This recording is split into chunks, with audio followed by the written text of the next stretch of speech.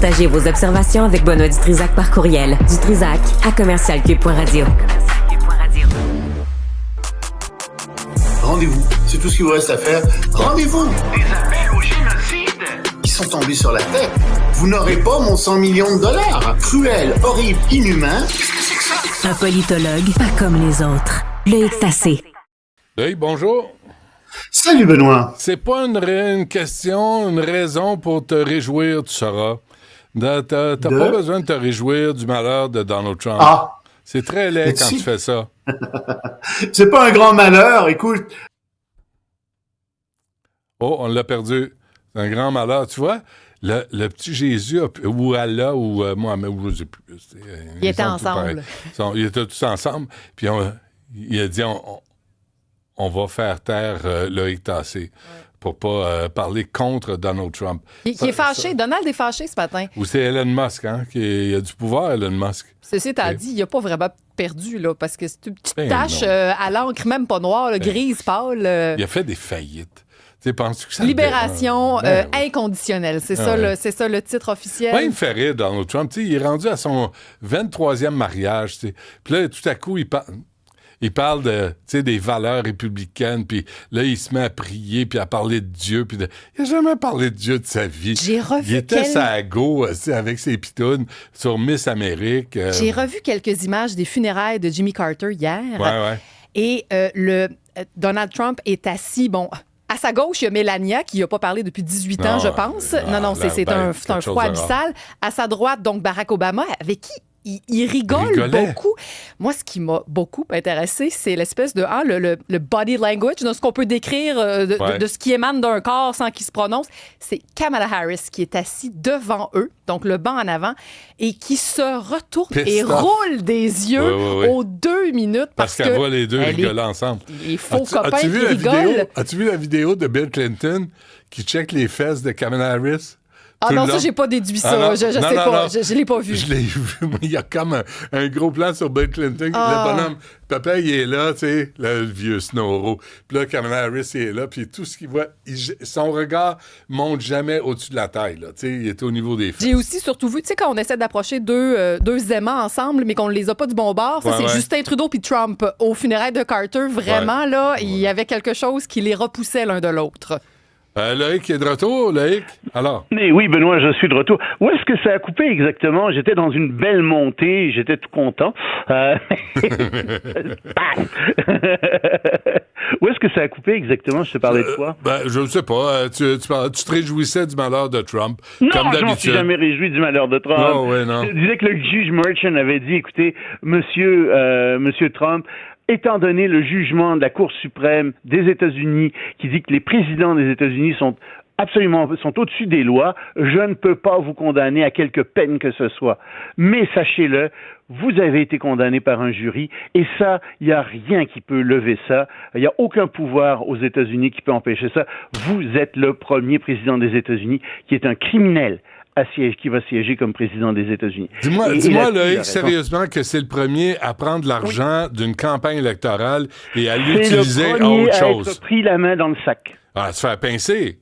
À se faire pincer. Puis, tu sais, tu parlais de Kennedy qui était un coureur de jupons. C'est pas illégal, ça, d'être un coureur de jupons. Violer les femmes, oui, ça, c'est illégal. Mais être un coureur de jupons, non. Il l'a pas violé, il a acheté la paix. C'est 2 adultes consentants qui ont décidé de coucher ensemble. Non. Le problème, c'est que c'était des dépenses électorales. Et ça, il n'avait pas le droit de le faire. Ben oui. Et là-dessus, il a été pincé. Ouais. Ça, c'est comme Al Capone. Mais c'est bien plus grave. C'est comme Al Capone, qui a été pincé pour des raisons fiscales, d'impôts fiscaux. C'était un criminel épouvantable. Non, Loïc, Trump, c'est pareil. Non, ce qui est grave, c'est Donald Trump face à la journaliste Jean Carroll. Là, il l'a agressé. Elle, il l'a agressé. Ça, il aurait dû payer pour. C'est exact. Et ça n'a pas pu être prouvé au pénal parce que les preuves sont trop élevées, etc. La demande de preuves est très élevée. Ouais. Mais bref, ce qui est important ici, c'est que oui, c'est un criminel. C'est la première fois que ça arrive aux États-Unis.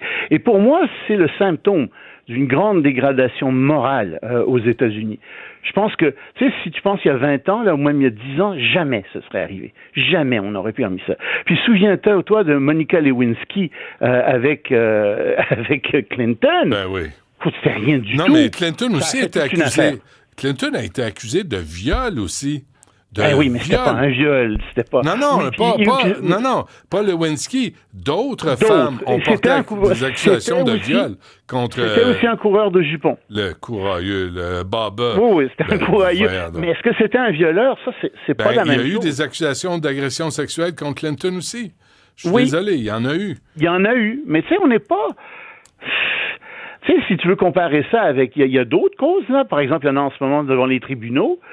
Ça n'est pas du tout la même amplitude, ça semble pas être ça. Ouais, mais écoute, moi ce que je veux dire, c'est que lui, il est un criminel, il a été reconnu comme tel, comme un criminel, et il va quand même être président des États-Unis. C'est quand même assez exceptionnel. Moi, je pense que ça montre la puissance de la propagande du camp de Trump. Puis ça, c'est quelque chose qui est assez extraordinaire. Ouais. Et ça montre aussi le manque de leadership. Kamala Harris aussi. Oui. L'insignifiance. C'est ça que j'allais dire. C'est le manque de leadership du côté des démocrates. Tu sais, t'as une bande de gérontocrates, de leaders pas inspirants qui sont là.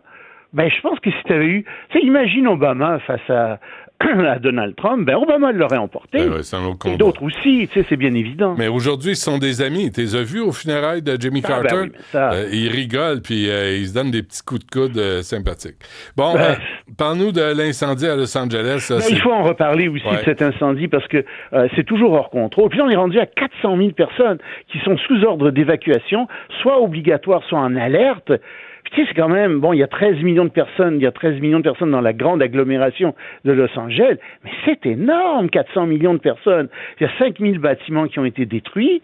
Puis tu sais, on critique l'administration municipale. Puis je t'entendais en rigolant parler de la borne fontaine LGBTQ+, etc.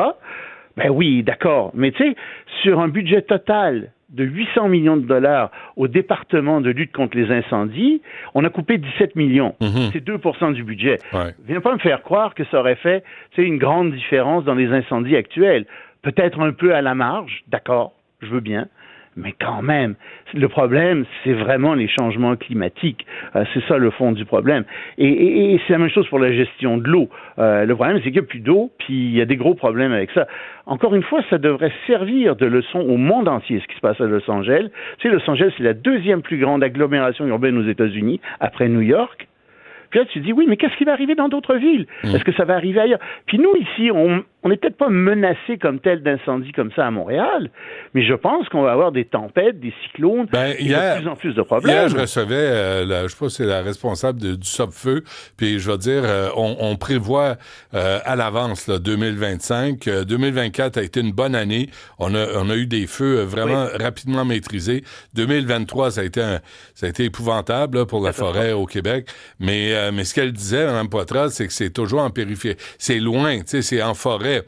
Il n'y a pas eu de ville vraiment. Il y a eu des petites villes attaquées, mais pas comme Los Angeles, jamais. Alors, tu sais, c'est un autre combat. Non, mais nous, on va avoir d'autres problèmes. On va avoir des problèmes avec l'eau, avec les inondations. Puis, je pense que, tu vois, malheureusement, on a mis l'accent beaucoup sur la lutte aux émissions de gaz à effet de serre.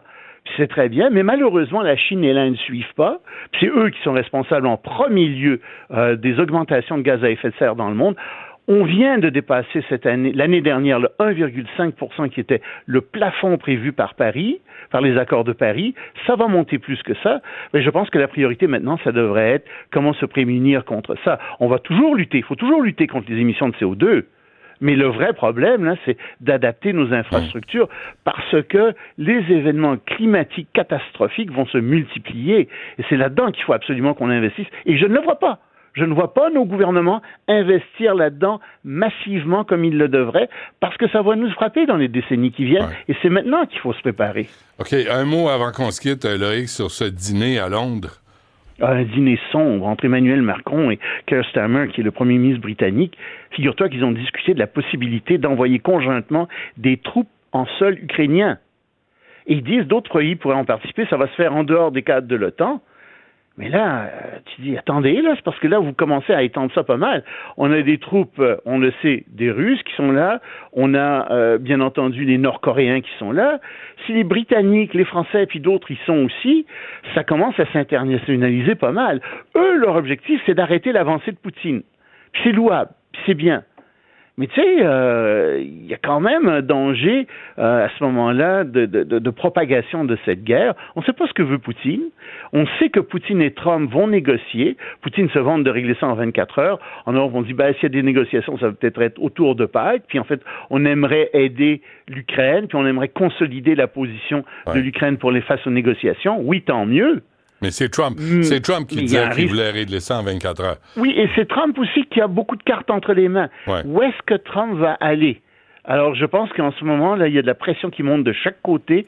On essaie d'être dans la meilleure position de négociation, mais en augmentant la pression, évidemment, on augmente les risques d'internationalisation du conflit. Ça serait extraordinaire. Si Trump arrive à retirer la Russie de l'Ukraine, écoute, alors là, je te promets... On n'arrêtera pas d'en entendre parler, c'est sûr. Oui, mais je te promets que je ferai l'éloge de Trump là-dessus s'il arrive à le faire. Mais je ne crois absolument pas que ça va se produire comme ça.